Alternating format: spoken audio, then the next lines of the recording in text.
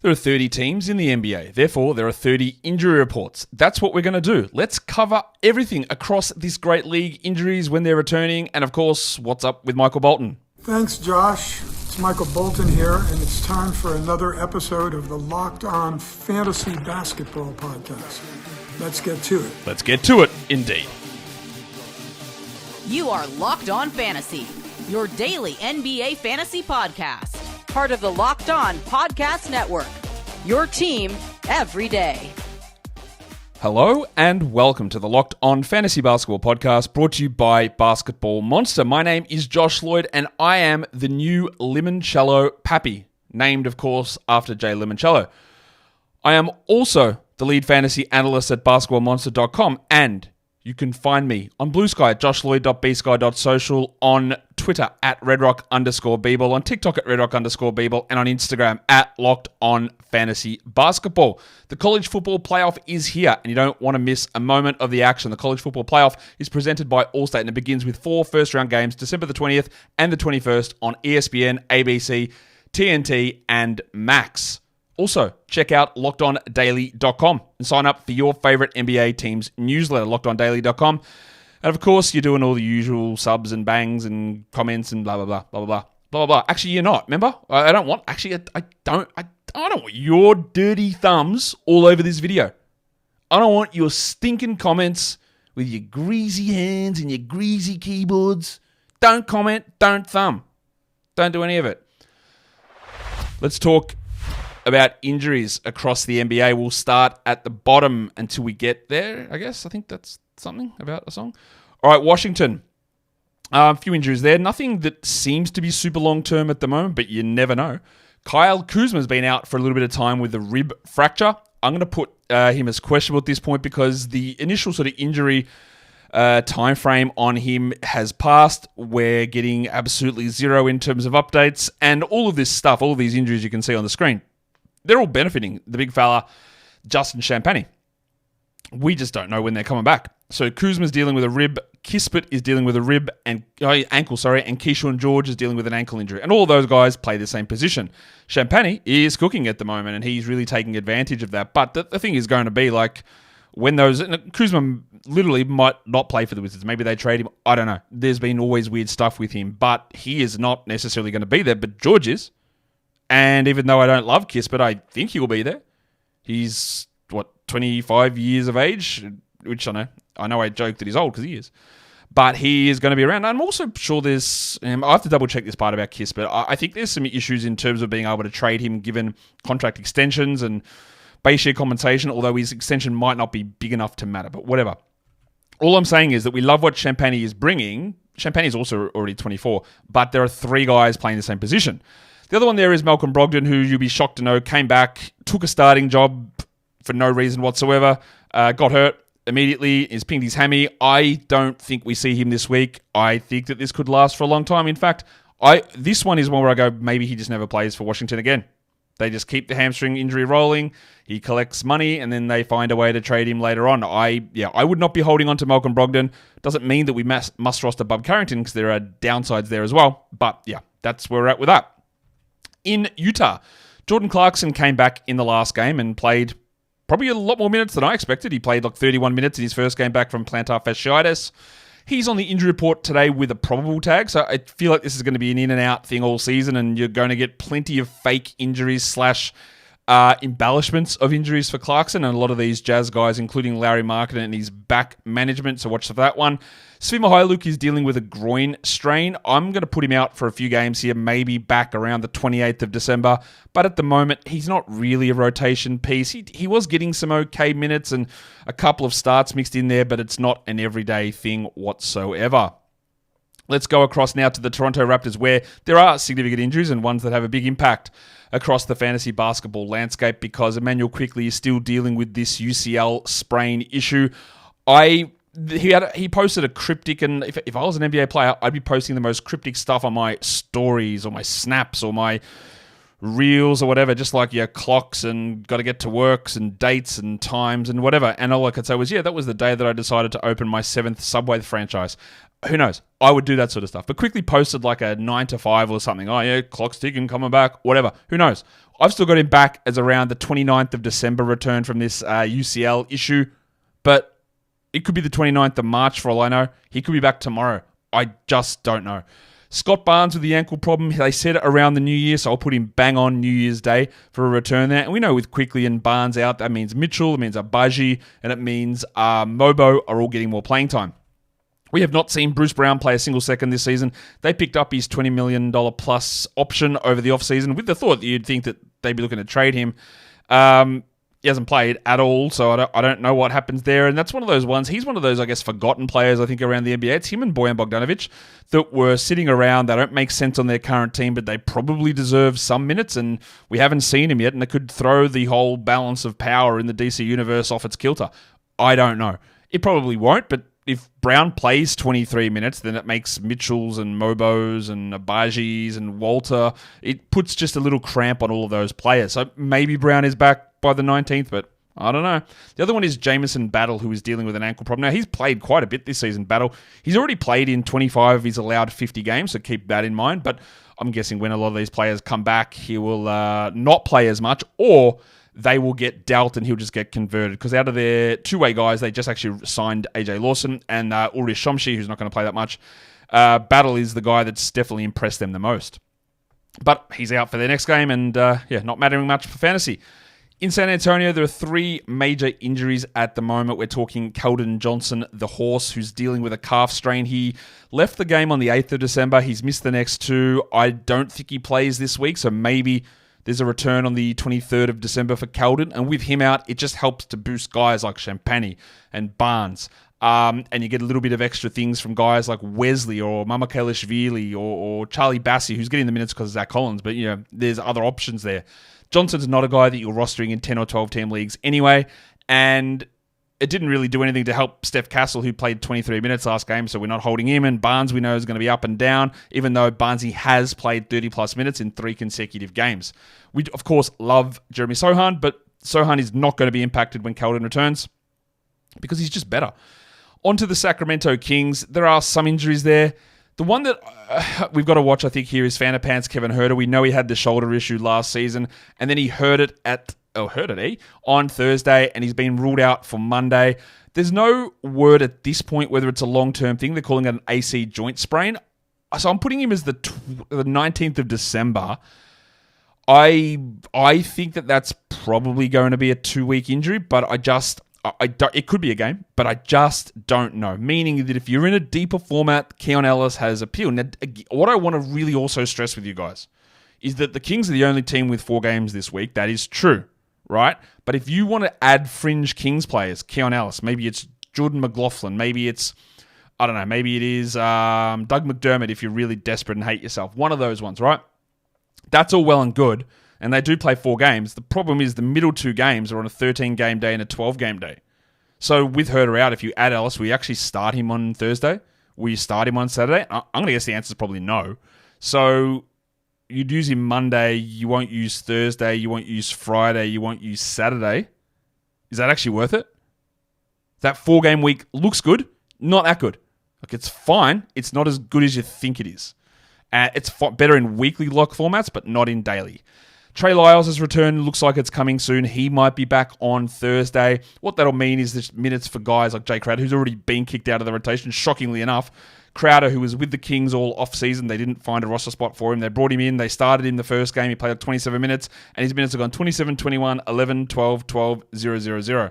Because, he is completely washed. That is it's the Moses Brown of minutes allocation. So I remember Jay Crowder. That's why no one signed him. So don't be, I don't know what I'm trying to say. Don't worry about Jay Crowder. Trey Lyles will be back, but that's a deep league thing. And then Devin Carter, we have not seen all season. It'll be middle of January, I'm guessing. And then even then, not really enough for him to do. On to the Portland Trail Blazers. We have got DeAndre Ayton dealing with an illness. We hope that he's able to get out of the infirmary and get back to action. And I'm sure as soon as he does that, there'll be an injury to another center, and we'll still get absolutely no clarity. I don't know what to do with Ayton or Klingon or Williams. And at times, I think it's fine to say, I don't know, because I don't. What do they do? Did all those three play? Does one of them, like Rob Williams, play at the 4? Do they put Klingon at 12 minutes and 12 minutes for Williams and 24 for Ayton? Because before all the injuries struck everybody at the same time, that started to happen. Ayton was playing 25 a night. But I honestly don't know how Chauncey Billups is going to do it, because it's hard for me to put myself into the worst coach in the NBA's brain. I don't think that poorly, so I didn't put myself into that area. It is hard to figure out, but we'll see. Matisse Thybulle has not played this season either. He had a knee issue, then when he was coming back, he sprained his ankle. We're looking at about a 28th of December return for the painter, Matisse Thybulle. We're going to come back to talk about more NBA teams, but today's episode is brought to you by FanDuel Sportsbook. Get ready to tackle all of the NFL action with FanDuel, America's #1 sportsbook. You can also tackle the college football playoffs as well, by the way.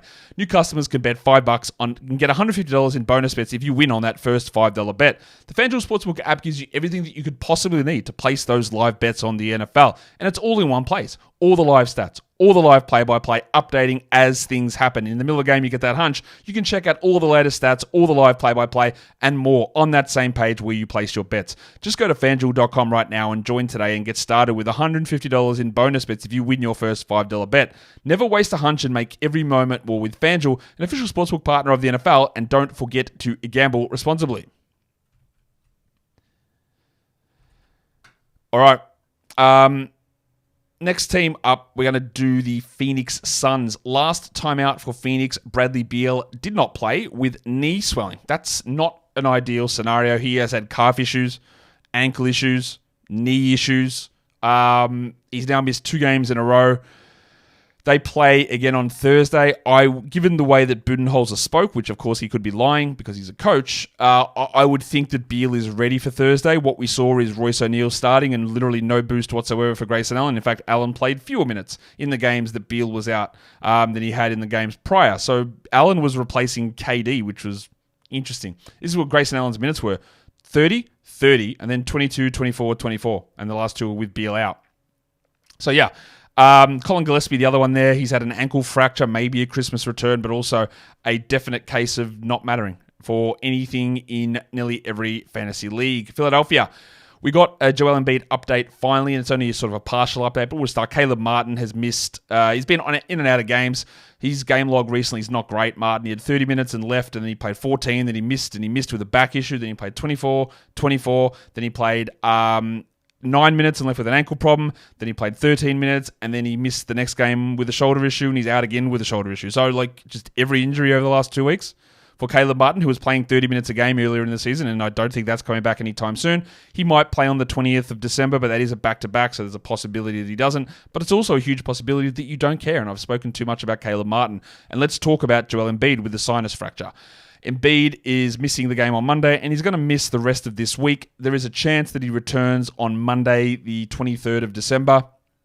You're going to guess that he's going to be back and remasked up because that seems to be a thing with Joel Embiid every season. With Embiid out, it's going to be Yabusele, it's going to be Drummond, but it could also be 10 minutes of Drummond. It could be 30 minutes of Yabusele. It could be 15 minutes of Yabusele and 30 minutes of Drummond. Nick Nurse has not been able to really settle on that. Last game, Drummond played 23 and Yabusele played 14.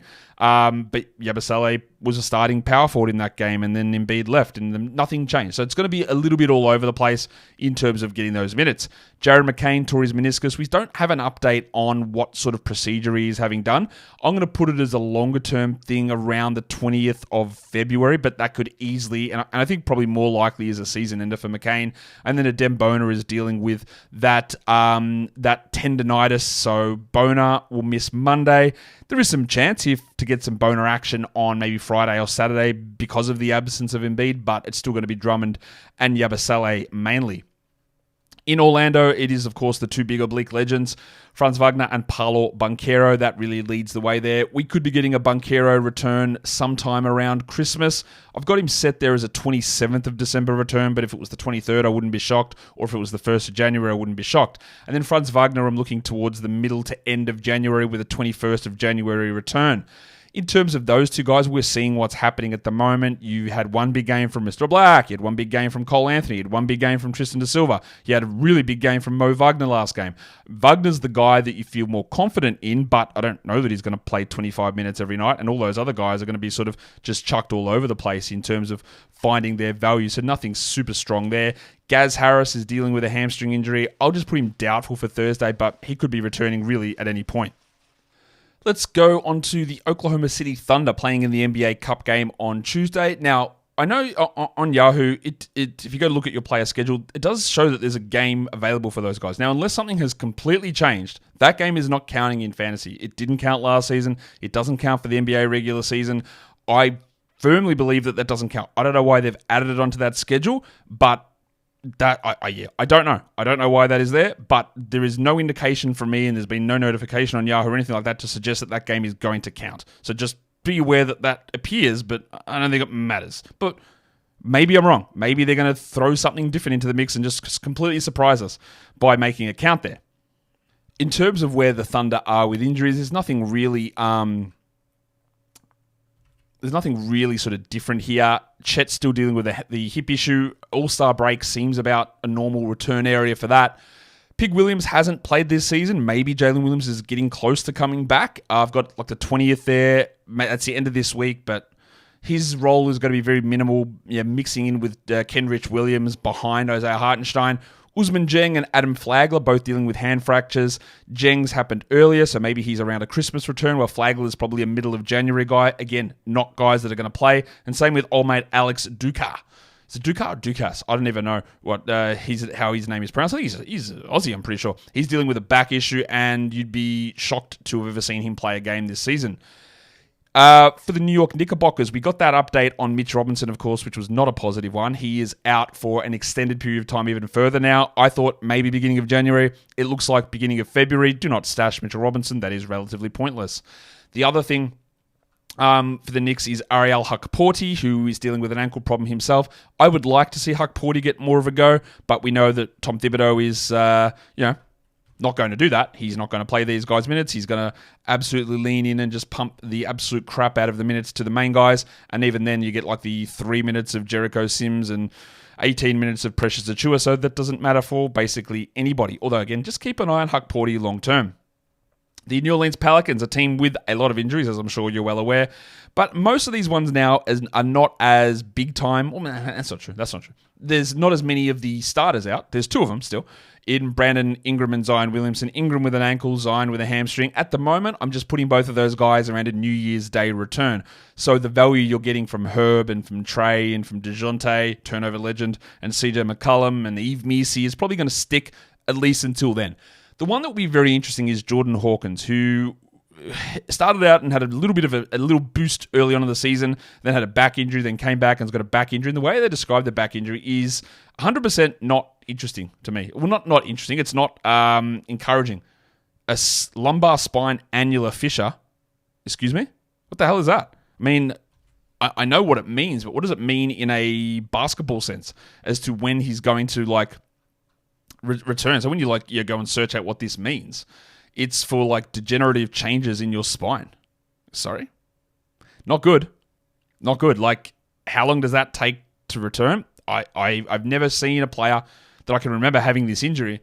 So at this point, I'm going to leave Hawkins as doubtful for the game on Thursday. They've got a back-to-back over the weekend. I'm pretty certain he won't play in those ones. And then while he is out, that just means they run that tight rotation and BJ Boston gets his 28 minutes off the bench. But as guys like Hawkins return and Jose Alvarado return, it is going to cut into what Boston does.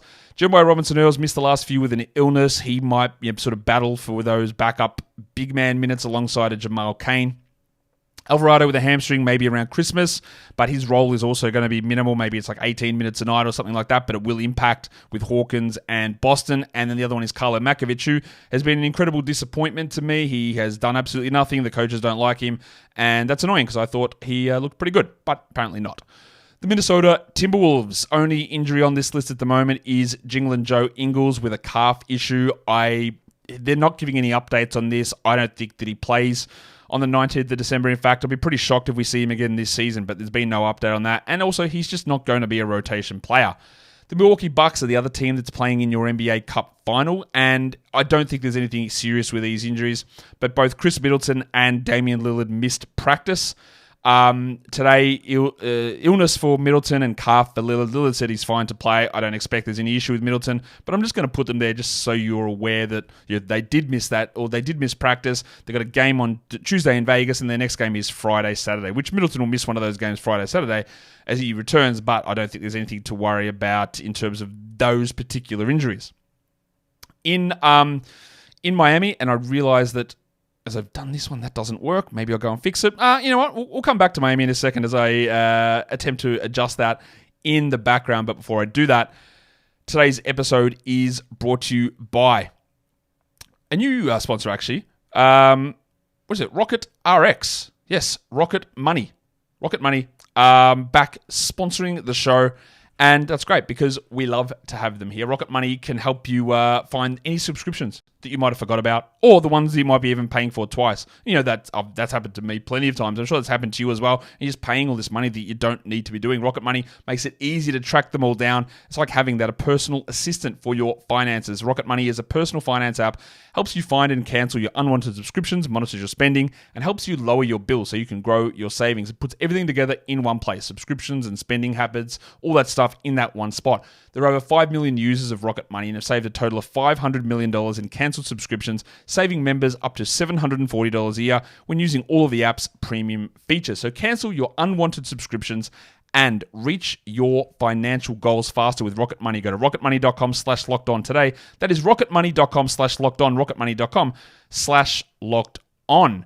Today's episode is also brought to you by Robinhood and Robinhood Gold. You do not need a silver spoon now that you've got Robinhood Gold because you can get all of the financial favors of the 1% for as little as $5 a month. Robinhood Gold allows you to get all the rates and the perks that usually get reserved for high society. Now, when you got Robinhood Gold, you earn that very liberal rate of 4.25% APY on uninvested cash, and you can be rewarded with a handsome 3% retirement boost on IRA account contributions. The privileges of a high net worth for any net worth. Sounds good? Well, Robinhood gives you that for only $5 a month.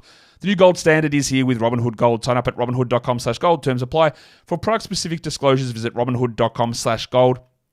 Investing involves risk. Rate may change. Gold membership is offered by Robinhood Gold, LLC. I was going to go in there and try and fix this graphic for the Miami Heat, but I realized I don't have the time to actually go in and do that. So I'll just tell you what it is. The names are all right. Just the injury designations are incorrect there, but these are ones that aren't going to matter for majority of people. You've got Pelle Larsson, who sort of found his way into Erik Spoelstra's heart and was playing a solid 18, 19-minute a night role. He's missed 3 straight games now with this ankle issue, and he's out on Monday. Maybe there's a Friday return coming, I'm not sure. Well, Nikola Jovic had been completely out of favor. Came in on Thursday last week, played 24 minutes, and then's been ruled out for Monday, and that maybe gives a little bit of a boost to someone like Haywood Highsmith. The other injury there is another ankle. It's Josh Richardson, who's out for at least through the weekend, maybe back next week, but he's also been someone that's been out of the rotation. So your veteran guards on this team, Josh Richardson, Alec Burks, Spo doesn't want them. He's done. He doesn't care. He's given all the minutes to Drew Smith, who actually somehow is providing, let's say, 14-team league value, which again is quite a surprise to me that that's what's going on. If we go across to Memphis, 2 injuries there only. This is a team that's been obviously banged up all season, but everyone's back, apart from the 2 long-term guys. Vince Williams with the grade 3 ankle sprain, I think is what they called it, which I don't believe them for a second. Maybe a January return for him, and then I'd imagine it'd be pretty slow, sort of ramp up and return to action in that spot. And the other one is Greg Jaxson II, who is dealing with a foot fracture. I thought we'd maybe get a New Year return, but no, that's longer term than that. He's going to be out until February, and he's also not going to have any real impact in fantasy leagues this season. Greg Jaxson, that's GG for those of you who don't know. The LA Lakers, a lot of injuries at the moment. Most of them not very good players, but there are 3 big men that are all out. That's where we get into the problem with their backup center position. So I know that all Lakers fans want to get a center. They all seem to want to get a guy that they think is a starting center, which makes no sense. But all these players could be returning soon. The Crucifix Christian Wood hasn't played this season. He's had a knee issue, then there was a setback with that. Maybe around the new year for him. Doesn't matter in fantasy at all unless Anthony Davis goes down. And Davis did hurt his shoulder last game, but he played through it, and I think he's going to be okay. Jaxson Hayes has had multiple ankle injuries already this season. We're talking about probably another couple for him. Maybe next Monday he's able to return. We haven't seen Jared Vanderbilt all season. He's had this foot issue, which he hurt back in March last season, and they told us it was fine, but it very clearly isn't. I'm not even going to bank on that date there of the 7th of January as being a likely return, to be honest. I think that we might not get him playing at all this season, and he might even get pushed into the Mitchell Robinson, we'll believe it when we see it type return. So with those guys out, it means that two-way guy Christian Koloko, who's already played 18 games of his limit, is going to have to get those backup minutes, and eventually those other guys will return and get some playing time. Koloko's getting his 10, 12 minutes, which is deep league stuff only. Amal Traore is dealing with a quad issue. He'd been playing 15, 12, 10 minutes a night for a period of time, but the quads cost him a couple here. That, again, doesn't really matter for most of you. And the other one is Jalen Hood-Shafino, who's played 10 minutes all season. Actually, I think that's untrue, 13 minutes. He played one game. He was bad, and then he's been banished again, and he is now dealing with a hamstring injury. We don't have to care about that in most sort of spots. For the LA Clippers, there are a bunch of longer-term injuries here. Some of them, at least, we sort of know what's going on with them. We've got Derek Jones with a hamstring issue. They called it soreness, but it very clearly isn't soreness. It's a strain, and that is the new thing in the NBA this season. You call it hamstring soreness, and it just is a grade 1 pulled hamstring, which is what a shocker to me that that's happening. At least they are ruling some of these guys out a little bit longer. We've got a 4th of January return listed for Jones, and Terrence Mann has a hand fracture around the same time frame in terms of returning playing time there. The guys that are benefiting there, you get a little bit more of Amir Coffey, you get more Kevin Porter. You've actually been getting 20-plus minutes of Bones Highland the last 3 games, which is really interesting. Now, one of those games, there was no Norm Powell. One of those games, there was no James Harden. But the other game, they're all there, and we got those minutes from Highland. So in deeper leagues, I still don't love him in 10 or 12 or 14-team leagues, Bones, but the fact that they gave him 20 minutes was a little eye-opening. I didn't think they'd do that. And they cut Jordan Miller's minutes down, who'd been getting 30 minutes a night, 24, 22 minutes over the last 3 games. They cut him down to 15 to prioritize Bones. So just keep an eye on that.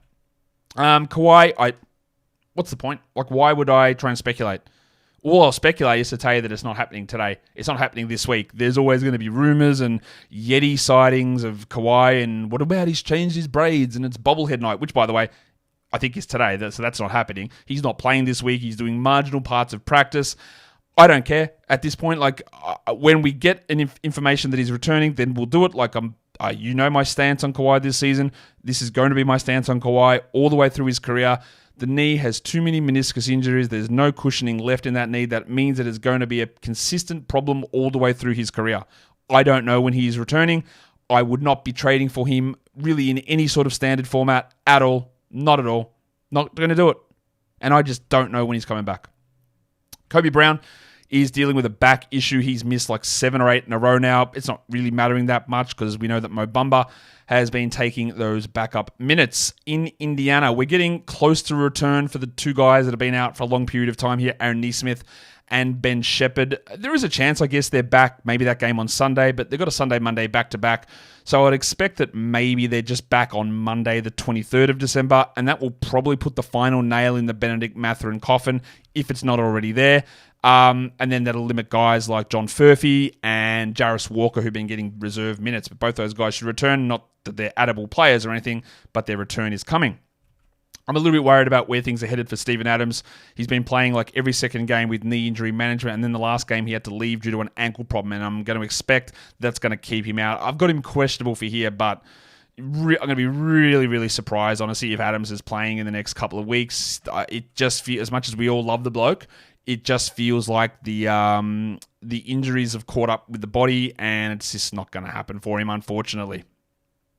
We go to Golden State. Dennis Schroeder, I'm guessing, is going to play in the next game. So I'll just put him on the injury list because he was technically with the team but didn't play in their last game. But he will be available for the next game. And then we're going to see even more of a hit to Hield and Pajemski and Waters and Spencer and Wiggins, I'm guessing. there can be debate about Schroeder's value. I don't think he's going to stay as a 12-team league guy. I've been on record saying this, that I wouldn't drop him just yet. But the reason I don't think that, you'll say, well, Steph needs someone. Steph can play off the ball, so Schroeder will be able to maintain. He only had 22 usage and his assist. That's all true, right? I think that's possible. He might maintain 22 usage. He might maintain a similar assist rate, which wasn't through the roof in Brooklyn. My thing is, he was playing 34 minutes a night. I don't think he's playing 34 minutes a night for the Warriors. I think he's playing 30 or 29. And 29 minutes of Dennis Schroeder is not a 12-team league player.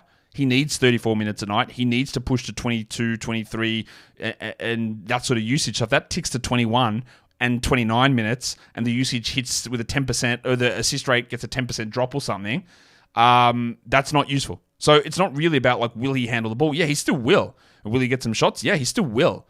But is it 34 minutes or is it 29 minutes? Because in 29, that's a nothing to me. It's not useful. And that's my issue with Schroeder.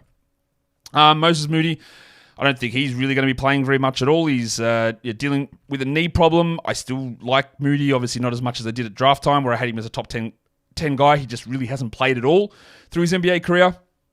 And I'm just not sure how much he's going to play here either, now that Schroeder is in town. Let's go to Detroit. All we know about the thick hogsman and his thumb is that he's missing the game on Monday. Tobias Harris, there is a risk that's thumb strain, which is on his right hand. Honestly, look, if he's got to be splintered up, or if they need maybe surgery, but probably not, I think there's a risk of a 2-weeker here.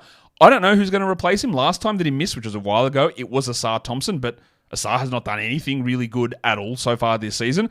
And they're giving Ron Holland minutes. We could see Fontecchio play, but also Fontecchio's been pretty disappointing, and it doesn't appear like JB Bickerstaff really enjoys what he brings to the table.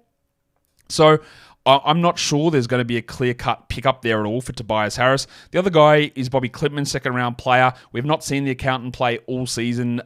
He might have a role at some point, but the Pistons don't feel like they're going to be an aggressive tank team. Now, if Klippman had have been showing out, which he did in Summer League, he would have been the perfect replacement for Tobias Harris. Now, not that would have happened, but he's a big guy that can play power forward. He can pass. There's some shooting ability there, but he's an interesting rim runner. I'm not sure about the fit alongside Durham, but he would be getting minutes. The problem is he's just not available to play. In Denver, they are playing today. There's a lot of injuries that are appearing on this injury report. I'm not sure there's anything significantly serious here, but Christian Brown is dealing with a back issue. Now, he only played 24 minutes last game. It was a blowout, but was the minutes down because of the injury? If he is out, Julian Strawther and Russell Westbrook will be the guys to look at. The headmaster, Jamal Murray, came back, played 32 minutes last game. He's listed probable with his hamstring issue. He only missed 2 games with it, which was the back-to-back over the weekend. So just keep an eye on that. Dario Saric is out on Monday. He might be back for the next game, but it also doesn't matter because he's out of the rotation. And then Vlatko Čančar, they haven't ruled him out for the season. I basically have in my head, but I'm putting it there as a 20th of February return. In Dallas, they had quite a few guys out in yesterday's game. Some of those are rotation guys, not all of them. Najee Marshall's the big one. He has played now 1 out of the last 6 games. He came in, played 29 against the Thunder. Dealing with that illness, but then he was out on Sunday, and I would guess for Thursday he is ready to go. Jaden Hardy's dealing with an ankle problem. He has missed 3 games in a row, but he was on the way out of the rotation anyway. Maxi Kleber has another injury. This one is a rib fracture. He's not going to play this week. That could last multiple weeks, honestly, but he's not necessarily a rotation piece we need to worry about too much. Dante Exum hasn't played yet. Looking at a mid-January return for him, and all he would do is sort of eat into the Dinwiddie and Hardy minutes, but I'm not sure that he'd necessarily play ahead of Grimes. And the other one there is Brandon Williams, a two-way guy who's got a thumb issue, but not going to play anyway. In Cleveland, it is good news that Evan Mobley is set to return. He missed 1 game, and that was against the Wizards, so I'm pretty sure he could have played in that one. So he's probable to return. The winter soldier, Max Strus, has been ruled out of Monday. You would have to think that there's a Friday-Saturday back-to-back for Cleveland. I don't think that Strus will play in both of those. I think that's a reasonable assumption, given the fact, again, he's coming back from not playing at all this season. So maybe he plays one of those 2 games. I don't think that Strus is a 12-team league ad. I think he could very much Kentavious Caldwell-Pope you, where you go, I think he's too good to drop, but he's also not good enough to hold, and that really can kill a fantasy team. So I would not be bothering with him in 12s at this point. Jalen Tyson is ill. I like Tyson. That's more of a long-term thing. He's ill. Who cares? Doesn't matter that much here. Craig Porter with a thumb, also not a rotation issue, and Nemani Bates hasn't played. Not sure when he's coming back. Also, I'm very confident that he's not going to play anything at all that resembles relevance this season. In Chicago, last game out, we had Nikola Vucevic sitting out due to illness, which of course was definitely, he was sitting out because he was preserving trade value, and that's why it happened. That's why he's ruled probable here and is going to be available on Monday. Because, trade showcasing and trade preservation only lasts for one game. That was the only game he could have possibly got hurt, but he's back for this one against the Raptors. Vooch obviously has been continuing to cook, except the 2 previous games where he was under 30 minutes and his back started to cause a problem. We'll see where it goes, but I'm not even as worried about the back there with Vooch. It's more that his usage just dropped. He was and his usage is lower this season than last season. We know that, but it went from 23, 24 over the previous 3 games to 15. Was there some sort of change that I'm not aware of? That's what we want to watch. Zach LaVine is dealing with a back issue. He'd also seen his usage drop, but then he ramped it back up. If he is out, that does fully boost Giddey, and it boosts Ayo Dosunmu into a larger role. And then Dalen Terry is dealing with a knee problem, but he's a 10 to 12 minute a night player that most of us don't really care about. From a Charlotte perspective, the good news here, of course, is LaMelo Ball could be returning as early as today. If not, you would think that he is 100% back for one of the Thursday-Friday games. Now, that is a back-to-back, and ideally, we would love for him to play Monday, sit on Thursday, and play on Friday, maximizing the games on the lower volume days from a fantasy point of view. But with him back, you can feel all right about dropping Vasilija Micic, but we just roll Micic until Ball is back, and then we're done. And we got the update that I thought we'd be getting, or at least sort of the update where I am worried that Trey Mann's injury is going to be a season ender maybe. We didn't get that update, but we just keep it getting pushed back. Another 2-week reevaluation on his back.